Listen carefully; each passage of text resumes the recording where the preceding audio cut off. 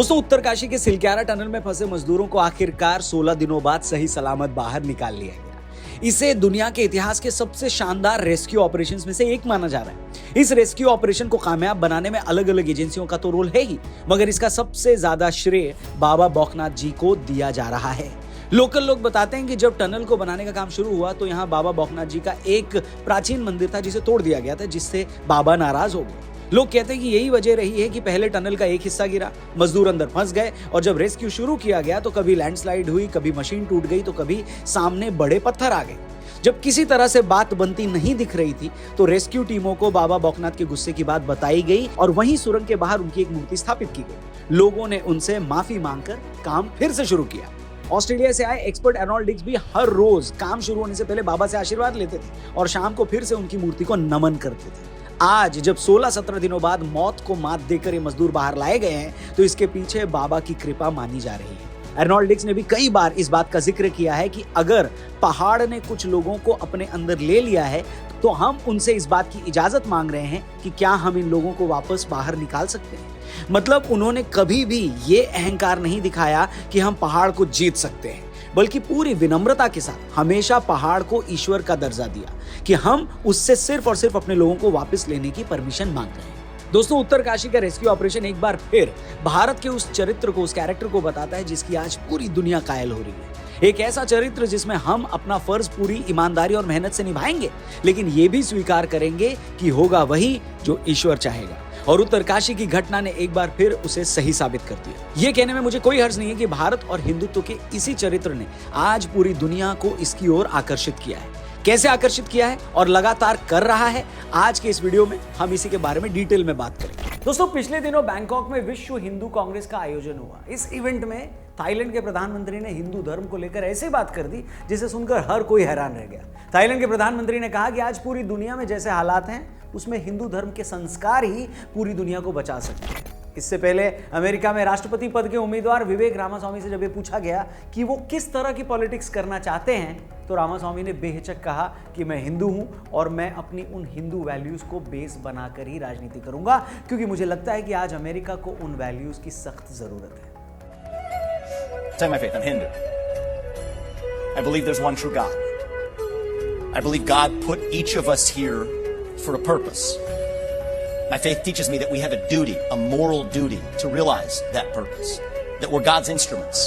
He works through us in different ways, but we are still equal because God resides in each of us. That's the core of my faith. इससे पहले England के प्रधानमंत्री Rishi Sunak G20 के लिए भारत आए थे, तब भी उन्होंने खुद को एक प्राउड हिंदू कहा था। वो दर्शन करने दिल्ली के अक्षरधाम मंदिर भी गए थे, जिन अंग्रेजों ने 200 साल तक भारत पर राज किया।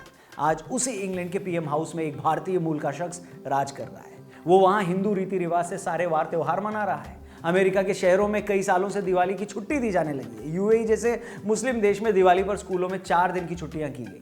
ये सब बातें साफ बता रही हैं कि अपनी सनातन परंपरा और वैल्यूज पर चलते हुए हिंदू कम्युनिटी बिजनेस से लेकर राजनीति तक हर एक जगह अपना परचम लहरा रही है। एक ऐसा धर्म जिसने कभी किसी देश पर कब्जा नहीं किया, जिसने कभी जबरन दूसरों का धर्म नहीं बदला, मगर आज सिर्फ और सिर्फ अपनी अच्छाई की वजह से हिंदू धर्म पूरी दुनिया में सम्मान पा रहा है। तो किस तरह हिंदू धर्म दुनिया को राह दिखा रहा है? इजराइल हमास युद्ध से लेकर रूस यूक्रेन वॉर तक और वेस्टर्न कंट्रीज में टूटते परिवारों और बढ़ते डिप्रेशन के बीच क्यों हर किसी को हिंदू धर्म में ही सुकून दिखाई दे रहा है? आइए इस वीडियो में इसी पर डिटेल में बात करेंगे। वीडियो ध्यान से देखिएगा, पसंद आए तो इसे अपने दोस्तों यारों रिश्तेदारों से जरूर शेयर करिएगा, क्योंकि बड़ी मेहनत से हम ये वीडियो बनाते हैं। हम चाहते हैं ज्यादा से ज्यादा लोगों तक पहुंचे। आइए शुरू करते हैं।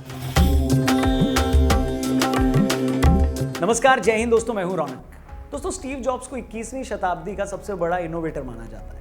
अपने करियर के शुरुआती दौर में जब वो जिंदगी के मायने समझने की कोशिश कर रहे थे तो वो भारत आए।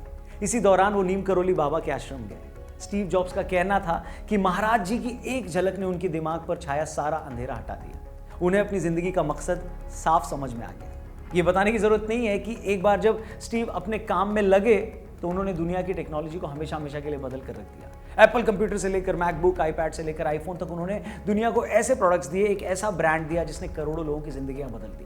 और इन सारे महान कामों की जड़ में अगर कुछ था तो वो था सनातन का प्रभाव। फेसबुक के मालिक मार्क जकरबर्ग ने भी कुछ साल पहले इस बात का खुलासा किया कि अपने करियर के शुरुआती दौर में जब वो ये डिसाइड नहीं कर पा रहे थे कि फेसबुक का क्या करना है, वो इसे खुद चलाएं या बेच दें, एक दिन उन्होंने अपनी ये कंफ्यूजन स्टीव जॉब्स से डिस्कस की तो स्टीव जॉब्स ने उन्हें नीम करोली बाबा के आश्रम जाने की सलाह दी। यहां भी ये बताने की जरूरत नहीं है कि मार्क जकरबर्ग ने आगे चलकर फेसबुक और मेटा को दुनिया की सबसे बड़ी कंपनियों में एक बना दिया। इतना ही नहीं, स्टीव जॉब्स भारतीय योग गुरु परमहंस योगानंद जी के बड़े प्रशंसक थे। वो उनके इतने बड़े प्रशंसक थे कि स्टीव जॉब्स की इच्छा थी कि उनके अंतिम संस्कार में शामिल होने वाले सभी मेहमानों को योगी परमहंस योगानंद जी की मशहूर किताब ऑटोबायोग्राफी ऑफ योगी की कॉपी दी जाए। You can't connect the dots looking forward. You can only connect them looking backwards. आपको जानकर हैरानी होगी कि जैसे ये खबर सामने आई, पूरी दुनिया में इस किताब की डिमांड कई गुना बढ़ गई।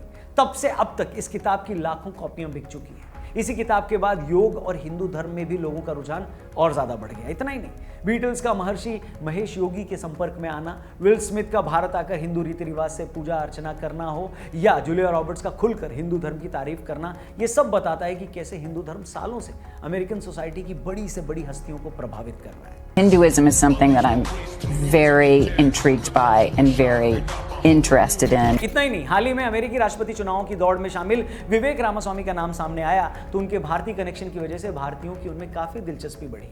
जब लोगों ने उनको 2-4 मौकों पर अपनी बात रखते सुना तो हर कोई उनकी हाजिर जवाबी, उनकी नॉलेज, उनकी साफ गोई से हैरान रह गया।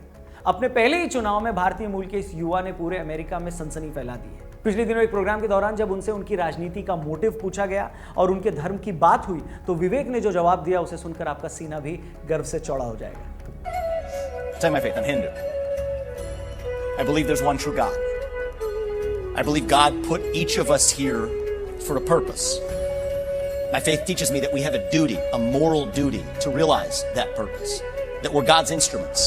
He works through us in different ways, but we are still equal because God resides in each of us. That's the core of my faith. एक ऐसे अमेरिकी समाज में जहां आज भी ज्यादातर पॉपुलेशन व्हाइट क्रिश्चियंस की है, उस सोसाइटी में विवेक का इस तरह खुलकर अपने धर्म के बारे में बोलना यह बताता है कि कैसे उनके हिंदू धर्म ने उन्हें राजनीति की राह दिखाई और कैसे उस राह पर चलकर वो आज अमेरिकी समाज में मौजूद खामियों को सुधारने की बात कर रहे हैं। ये सब बोलने के लिए सच में जिगरा चाहिए। इसी तरह ब्रिटेन के पीएम ऋषि सुनक भी कभी भी अपनी हिंदू पहचान को छिपाने या दबाने की कोशिश नहीं करते। वो इस बात की रत्ती भर परवाह नहीं करते कि जिस ब्रिटेन के वो पीएम हैं वहां लोग उनकी इस रिलीजियस आइडेंटिटी को कैसे देखेंगे। ये सब सुनकर और देखकर गर्व होता है कि भारतीय हिंदू कम्युनिटी अपनी मेहनत और अपनी ईमानदारी के दम पर पूरी दुनिया में अपनी पहचान बना रही है। I'm a proud Hindu and that's how I was raised, that's how I am. जो पहचान कल तक गूगल और माइक्रोसॉफ्ट जैसी बड़ी बड़ी कंपनियों के सीईओ जैसे पदों पर थी, वही पहचान अब अमेरिका और ब्रिटेन की राजनीति में बड़े बड़े पदों पर दिखने लगी है। विवेक रामास्वामी अभी सिर्फ 38 साल के हैं। वो अगर इसी तरह अपनी सियासत जारी रखते हैं तो वो एक दिन अमेरिकी राष्ट्रपति बनने वाले पहले गैर क्रिश्चियन हो सकते हैं। पर सवाल ये है कि क्या ये सब चमत्कार है, और अगर है तो ये सब कैसे हो रहा है? बाकी कुछ धर्मों की तरह हिंदू धर्म न किसी दूसरों को जबरन कन्वर्ट करता है, न हमने आबादी का फायदा उठाकर कभी अपने देश में माइनॉरिटीज का धर्म बदला, न हम धर्म के नाम पर विदेशों में कोई लॉबिंग करते हैं। फिर आखिर क्या रीजन है, क्या वजह है कि हर जगह हिंदू धर्म का, इसके संस्कारों का, हमारे योग का इतना डंका बज रहा है? आखिर क्या रीजन है कि एक बुद्धिस्ट मेजॉरिटी वाले देश का पीएम होने के बावजूद थाईलैंड के प्रधानमंत्री को यह कहना पड़ता है कि आज दुनिया में जैसे हालात हैं उसमें हिंदू धर्म के संस्कार ही शांति ला सकते हैं? हो सकता है आप में से कुछ लोग ये सोचें कि थाईलैंड के पीएम को हिंदू धर्म के बारे में क्या पता? क्या वो सिर्फ हिंदुओं की तारीफ इसलिए कर रहे थे क्योंकि थाईलैंड में हिंदू महासभा का आयोजन हो रहा था? अगर कुछ लोग सच में ऐसा सोचते हैं तो शायद आप हिंदू धर्म और थाईलैंड के कनेक्शन को भी नहीं जानते। जो लोग नहीं जानते उन्हें बता दूं कि थाईलैंड आज भले ही बुद्धिस्ट मेजॉरिटी देश है, लेकिन एक वक्त वहां भी बड़े पैमाने पर सनातन धर्म को मानने वाले लोग थे। आज भी आपको थाईलैंड में हिंदू मंदिर आम मिल जाएंगे। इन मंदिरों में ब्रह्मा जी की मूर्ति मिल जाएगी। अच्छी बात यह है कि बौद्ध होने के बावजूद थाई लोग हिंदू देवी देवताओं को अपने धर्म का हिस्सा मानते हैं। वो उनका वैसा ही सम्मान करते हैं जैसा हिंदू करते हैं। और तो और पवित्र ग्रंथ रामायण का तो थाईलैंड पर बड़ा असर है। हिंदुओं का पवित्र ग्रंथ रामायण थाईलैंड में रामाकेण के नाम से जाना जाता है, जिसे थाईलैंड में राष्ट्रीय ग्रंथ का दर्जा मिला हुआ है। थाईलैंड के लोग आज भी अपने राजा को विष्णु का अवतार मानते हैं। यहां तक कि थाईलैंड में जब भी राजा का राज तिलक होता है तो उस राज तिलक में पूजा अर्चना करने गोरखपुर से पुजारी जाते हैं। वो सारा कार्यक्रम हिंदू परंपरा के मुताबिक होता है ना? कितनी सुंदर बात। भले ही थाई लोग आज बौद्ध धर्म को मानते हो, लेकिन वो ये भी मानते हैं कि बौद्ध धर्म और हिंदू धर्म की मान्यताओं में ज्यादा फर्क नहीं है। वो ये भी जानते हैं कि बौद्ध धर्म निकला भी भारत से ही है। उन्हें इस बात का भी पता है कि सैकड़ों साल पहले दक्षिण भारत से थाईलैंड में हिंदू धर्म आया था। जब भारत के तमिलनाडु से भारतीय व्यापारी समुद्र मार्ग से थाईलैंड गए थे। यहां तक कि थाई भाषा भी दक्षिण की पल्लव लिपि से निकली। यही सब कारण है कि थाईलैंड के पीएम ये कह रहे हैं कि आज दुनिया में शांति हिंदू धर्म की वैल्यूज पर चलकर ही आ सकती है। ये सब देखकर खुशी भी होती है कि थाईलैंड, कंबोडिया, जापान और श्रीलंका जैसे देश जहां बौद्ध धर्म आज मेन रिलीजन है, लेकिन इसके बावजूद इन देशों ने अपनी हिंदू पहचान को नहीं मिटाया, क्योंकि ये सब इसका महत्व, इसकी इंपॉर्टेंस समझते हैं। मगर वहीं अफगानिस्तान से लेकर पाकिस्तान और मालदीव तक बहुत सारे मुस्लिम कंट्रीज ने उन देशों में मौजूद बौद्ध और हिंदू पहचानों को चुन चुन कर खत्म किया। साल 2001 में अफगानिस्तान में तालिबान ने डायनामाइट लगाकर भगवान बुद्ध की मूर्तियां तोड़ दी थी। ये बात तो हम सबको पता है, मगर शायद आप में से कुछ लोग नहीं जानते होंगे कि मालदीव्स में सालों पहले मुस्लिम एक्सट्रीमिस्ट ने वहां के म्यूजियम तक में रखी हिस्टोरिकल इंपॉर्टेंस की जो मूर्तियां थी उन्हें तोड़ दिया था।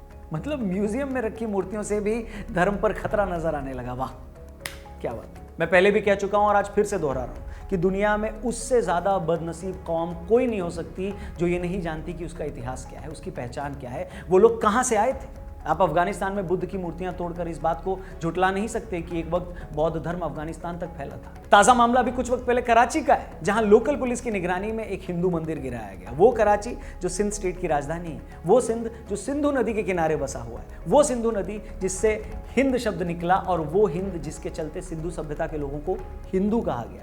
अगर कराची में रहने वाले लोगों को यह नहीं पता कि सिर्फ 2 पीढ़ी पहले तक उनकी पहचान क्या थी, उन्हें अगर ये लगता है कि वो कुछ मंदिर तोड़वाकर अपनी पहचान मिटा लेंगे, तो इससे बड़ी मूर्खता और क्या हो सकती है। बजाय ये मानने की कि जिन मंदिरों को वो तोड़वा रहे हैं वो खुद उनके पुरखों ने बनवाए थे, बजाय ये समझने की कि वो मंदिर उस इलाके की सांस्कृतिक विरासत है, ये ऐसे जाहिल हैं जो खुद को जबरन अरब मानते हैं और उन्हें लगता है कि मंदिर तोड़कर वो अपना मजहब बचा रहे हैं।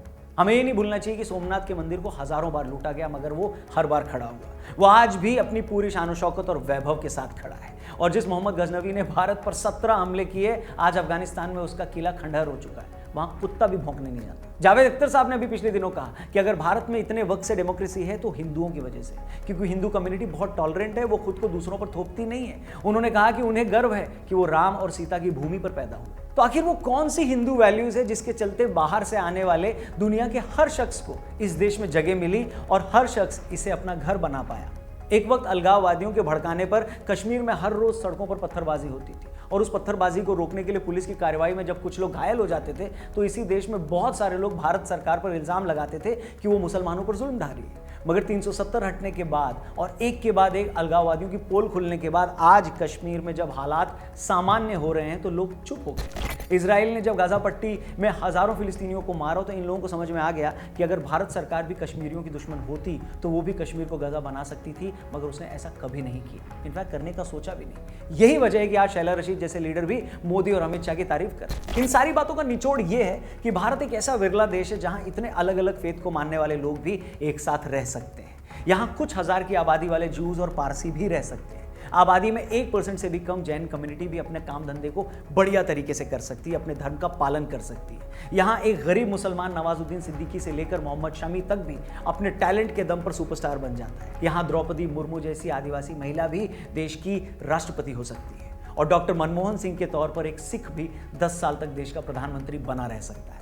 वैसे तो किसी भी व्यक्ति के पद के बाद उसकी धर्म या जाति बताना छोटी बात लगती है, मगर यहाँ ये बातें सिर्फ इसलिए कहनी जरूरी है क्योंकि आज भी बहुत सारे ऐसे लोग हैं जो 2-4 घटनाओं को आगे रखकर पूरी हिंदू कम्युनिटी को बदनाम करते हैं। अगर इस देश में आज भी 80% आबादी हिंदुओं की है और ये देश आज भी सेक्युलर और अगर लोकतांत्रिक बना हुआ है तो इसमें सबसे बड़ा क्रेडिट आपका है। इस देश की मेजॉरिटी पॉपुलेशन को ये क्रेडिट जाता है, उनके संस्कारों को जाता है, जो अपने धार्मिक विश्वास किसी पर थोपती नहीं है, वो किसी भी धर्म को खुद से कम नहीं मानती, जो ये नहीं चाहती कि दुनिया के सारे धर्म खत्म हो जाएं और बस हमारा राज हो। वो हिंदू कम्युनिटी ऐसा नहीं सोचती, तभी तो दुनिया भर के लोग इस देश में आकर अपनी जगह बनाते हैं और भारत से जाने वाले लाखों लोग भी पूरी दुनिया में खुली बाहों से स्वीकारे जाते हैं। वो भी इस हद तक कि लोग उन्हें अपनी कंपनियों की, अपने देश तक की बागडोर सौंपने को तैयार हो जाते हैं। उम्मीद करता हूं आज की हमारी वीडियो आपको पसंद आई हो, अच्छी लगी हो तो प्लीज इसे और भी लोगों तक पहुंचाइएगा। इस वीडियो को शेयर करिएगा, आपका हर एक शेयर हमारे लिए इंपॉर्टेंट है क्योंकि हम चाहते हैं ये वीडियो ज्यादा से ज्यादा लोगों तक पहुंचे। कमेंट करके भी बताइएगा आपकी इस मुद्दे पर क्या राय है। एक और बात, रिच डैड पुअर डैड किताब पिछले 100 सालों में दुनिया की सबसे ज्यादा बिकने वाली किताबों में से एक है।